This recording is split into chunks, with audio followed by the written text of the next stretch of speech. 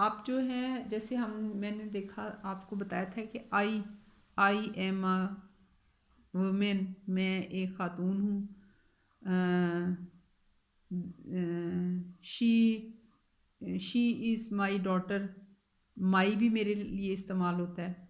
Come with me, तो ये आई, मी और माई जो है वो मेरे लिए के मानों में इस्तेमाल होता है।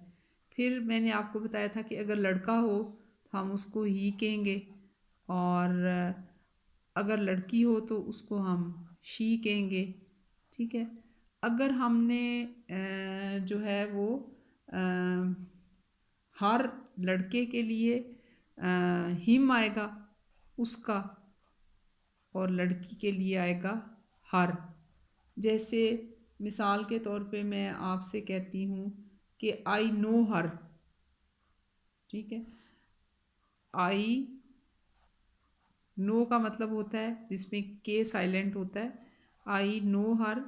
तो हर जब लग गया तो इसका मतलब है कि ये एक लड़की है जिसको मैं जानती हूँ।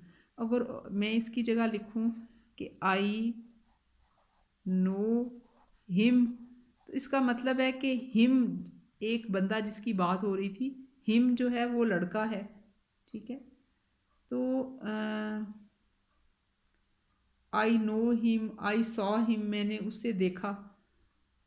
फिर है व्हाट।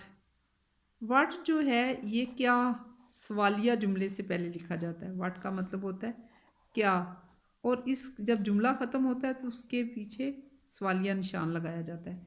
जैसे मैं आपसे पूछूं व्हाट इज़,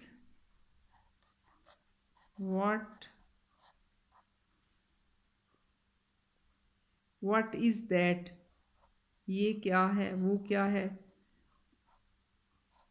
तो ये मैं सवालिया निशान लगाऊंगी। ठीक है। What is your name. तो आज हमने ये, आप अपने साइट पर जो हैं अच्छी तरह याद कर लें, आगे आपको इंग्लिश पढ़ने में आसानी रहेगी।